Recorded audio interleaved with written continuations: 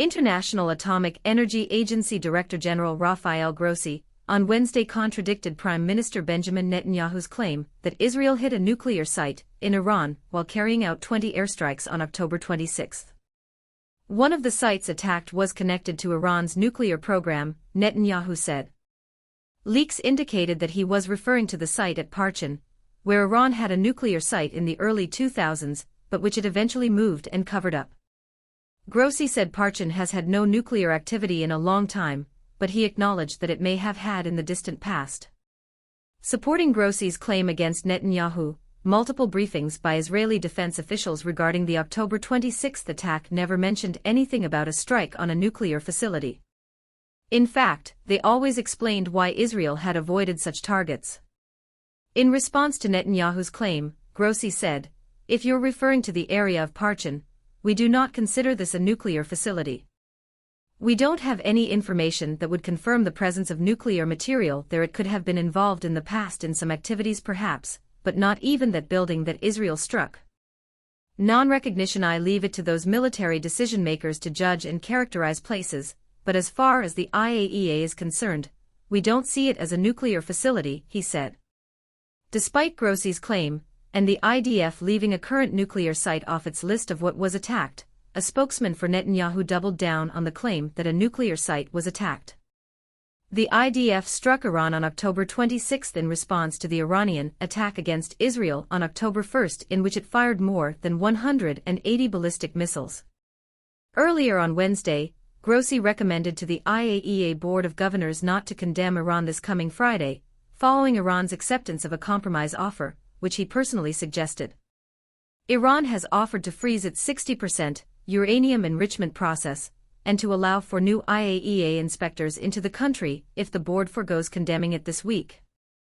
Grossi is the executive officer who runs the IAEA nuclear inspections daily operations and meets directly with heads of state and foreign ministers, as he did in Tehran last week. The IAEA board is a group of diplomats from 35 countries who generally meet quarterly to make strategic policy decisions and give directives to Grossi, who then decides how to implement them. In addition, the IAEA General Conference meets annually and has a broader supervisory role over the board and Grossi. The IAEA board is not bound by recommendations and, as of press time, was expected to reject his suggestion, viewing Tehran's compromise as too little, too late. It is also possible, according to Grossi, that Tehran would be willing to offer compromises even after a condemnation if there is little in terms of concrete penalties. One penalty that has been discussed is telling Grossi to draft a more comprehensive report on Iran's nuclear violations than has been done in recent years. Iran already has enriched about 180 kilograms of uranium up to the 60% level, only one level away from the 90% weaponized level. Depending on whether one estimates a nuclear weapon as possible from 25 or 40 kilograms, there are different views and different bomb sizes. This could mean that Iran already has enough enriched uranium if it decides to develop between 4 and 7 nuclear weapons.